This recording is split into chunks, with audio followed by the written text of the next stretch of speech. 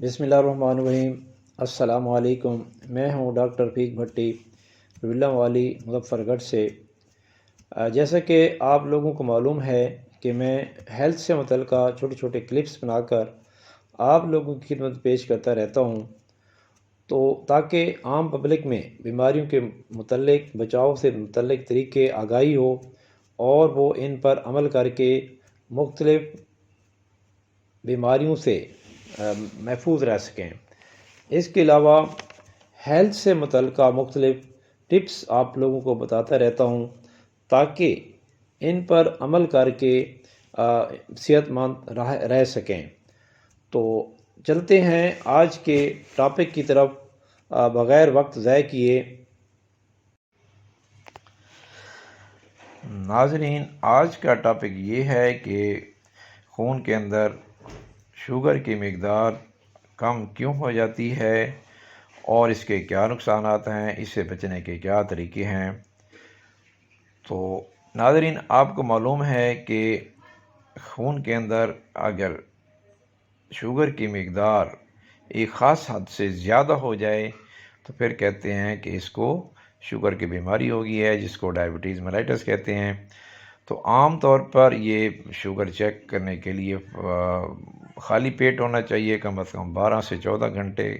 खाना खाया कुछ ना खाया पिया हो और शुगर चेक की जाए। तो अगर ये 80 से 100 के दरमियान आए तो ये इसकी नॉर्मल होती है। अगर 100 से 126 तक है तो ये बॉर्डर लाइन पे है। अगर 126 से ज़्यादा आए तो फिर कहते हैं कि इसको शुगर का मर्ज़ है, तो उसके फिर उसका इलाज किया जाता है। 80 से इसी तरह अगर कम आए तो फिर ये हाइपोग्लाइसीमिया होता है, और इससे मज़ीद नीचे चली जाए 60 या 70 पर चली जाए तो फिर ये ख़तरनाक हद तक हाइपोग्लाइसीमिया होता है, फिर इसका भी इलाज करना पड़ता है। तो पहले हम देखते हैं कि शुगर के मरीज़ में शुगर की कमी कैसे हो जाती है, तो उसका फिर क्या करना चाहिए। तो नाज़रीन, शुगर के मरीज़ आम तौर पर सिर्फ़ उनको इलाज करने की ज़रूरत नहीं है, बल्कि उसको शुगर के मर्ज़ को समझना भी ज़रूरी है ताकि उसके मुताबिक वो इलाज कर सकें। क्योंकि बाज़ वक़्त ये होता है कि शुगर का मरीज़ नॉर्मल दवाई ले रहा है, नॉर्मल शेड्यूल के मुताबिक खाना खा रहा है, लेकिन अगर अचानक वो एक खाना मिस कर दे या खाने को देर हो जाए तो उस सूरत में उसको दवाइयाँ तो अपना काम कर रही हैं, लेकिन शुगर उसको ग्लूकोज़ नहीं मिल रही है, तो फिर वो उसको उसके खून में कमी हो जाएगी। तो ये एक हाइपोग्लाइसेमिया की वजह है। तो इसके अलावा ये है कि अगर वो दवाई की मकदार गैर ज़रूरी तौर पर ये गलती से बढ़ा दे या इंसुलिन ले रहा है और इंसुलिन का यूनिट ज़्यादा लग जाएं, तो उस सूरत में भी उसको शुगर की मकदार उसके खून में ब्लड में कम हो जाएगी, तो ये भी हाइपोग्लाइसीमिया कहेंगे। और तीसरी वजह ये है कि शुगर के मरीज़ आम तौर पर गुर्दे की बीमारी में भी मुब्तला हो जाते हैं। तो अगर उनको उस जो दवाइयाँ ले रहे हैं, जो इंसुलिन लगा रहे हैं, तो वो गुर्दा सही वक्त पे उसको खारिज नहीं कर रहा, तो खून के अंदर इनकी मकदार बढ़ जाती है, तो वो शुगर को ज़्यादा कम कर देते हैं। तो इस सूरत में उसको क्या अलामतें आती हैं, तो अलामात ये होती हैं कि जूँ ही ब्लड का लेवल एक ख़ास हद से नीचे जाता है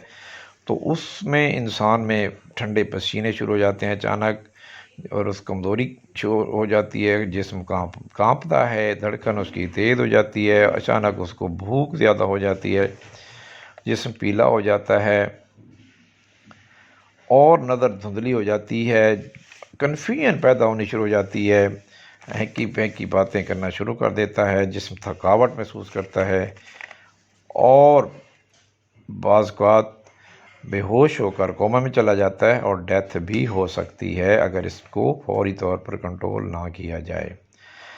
तो उसमें इलाज ये है कि फौरी तौर पर उनको जब ऐसी अलामतें महसूस हों शुगर के मरीज़ को ख़ुसूसन, तो वो फौरी तौर पर कोई चीज़ मीठी बना के कोई जूस वगैरह फौरी तौर पर पी ले ताकि उसका शुगर लेवल नॉर्मल पे आ जाए और वो इसके कॉम्प्लिकेशन से बच जाए। तो नाज़रीन, बाज़ वक़्त زیادہ ایکسیسو ایکسرسائز کرنے سے، یہ مریض اگر زیادہ اچانک ایکسرسائز کرنا شروع کر دے تو اس سے بھی ہائپوگلائسیمیا ہو جاتا ہے اور یہ علامتیں آنا شروع ہو جاتی ہیں۔ لیکن بعض مریض ایسے ہیں جن میں کوئی بھی ایسی وجہ نہیں ہوتی ہے اور اچانک وہ سوئے ہوتے ہیں، سوتے ہی ان میں ہائپوگلائسیمیا ہو جاتا ہے اور وہ بے ہوشی میں چلے جاتے ہیں۔ ان کو کئی گھنٹے کے بعد اٹھانے کی کوشش کی جائے تو وہ اٹھتے نہیں، پتہ چلتا ہے وہ تو بے ہوش ہو چکے ہیں، تو وہ ہائپوگلائسیمیا میں چلے گئے ہوتے ہیں۔ تو ایسے مریضوں کو اپنے ارد گرد کے قریب رہنے والوں کو بتا کر رہنا چاہیے، تاکہ بعض اوقات مجھے بھی اس طرح نیند میں بے ہوشی ہو جاتی ہے تو وہ ہائپوگلائسیمیا میں ہوتا ہوں، تو اس صورت میں فوراً اگر ایسی صورت ہو تو ان کے لواحقین کو چاہیے کہ اس کو گلوکوز کی ڈرپ لگائی جاتی ہے اور انجیکشن ان کی جیب میں رکھا ہوتا ہے یا قریب رکھا ہوتا ہے، گلوکاگون وغیرہ وہ لگا دیا جاتا ہے، تو وہ پھر اس میں نارمل واپسی میں آ جاتے ہیں۔ تو ناظرین، یہ تو ہیں ان لوگوں کے بارے میں جو شوگر کے مریض ہیں اور ان میں ہائپوگلائسیمیا ہو جائے تو کیا کرنا چاہیے۔ بعض اوقات جن کو شوگر بھی نہیں ہے ان کو بھی اچانک ہائپوگلائسیمیا ہو سکتا ہے، تو ایسی علامتیں آنا شروع ہو جائیں تو وہ بھی یہی سمجھیں کہ ان کو ہائپوگلائسیمیا ہو رہا ہے، لیکن ان کو چاہیے کہ وہ اپنے ڈاکٹر کے پاس جائیں اور اپنے ٹیسٹ کروائیں تاکہ تحقیق ہو سکے کہ ان کا بعض اوقات ان کا غدود لبلبہ جو ہے جو انسولین بناتا ہے وہ کام زیادہ کرنا شروع کر دیتا ہے، تو اس کی وجہ سے ہائپوگلائسیمیا ہو جاتا ہے۔ بہرحال ایسے مریضوں کے لیے ضروری ہے کہ وہ ٹیسٹ کروا کے پھر اپنی تحقیق کروا کے اس کے مطابق علاج لیں۔ تو ناظرین، اس کے لیے یہ اب بہت ضروری ہے کہ شوگر کے مریض وقتاً فوقتاً اپنے ٹیسٹ کرواتے رہیں اور گردے کے ٹیسٹ بھی کرواتے رہیں تاکہ ان کو پتہ چل جائے اگر کوئی خرابی آ رہی ہے تو اس کے مطابق ڈوز ایڈجسٹ کی جائے، اس کے مطابق ڈائٹ ایڈجسٹ کی جائے۔ تو امید ہے کہ آپ کو ہائپوگلائسیمیا کے بارے میں علم ہو گیا ہوگا۔ تو ناظرین، اس کو لائک کرنے میں کنجوسی نہ کریں، اپنے دوستوں کو سینڈ کریں تاکہ سب لوگوں کو اس کے بارے میں معلوم ہو سکے۔ اور اگر آپ لوگوں نے میرا چینل کو سبسکرائب نہیں کیا ہے تو اس کو سبسکرائب بھی کر لیں، نیچے ریڈ بٹن پر دبا دیں، تو اس طرح ہماری حوصلہ افزائی ہوتی ہے۔ اس طرح سبسکرائب کرنے کے کوئی پیسے نہیں کٹتے ہیں۔ تو آپ لوگوں کو پتہ ہے کہ ایک کلپ بنانے میں کتنی مواد ڈھونڈنا پڑتا ہے، کتنی محنت لگتی ہے، تو آپ کے سبسکرائب کرنے سے ہمیں حوصلہ افزائی ہوتی ہے۔ شکریہ۔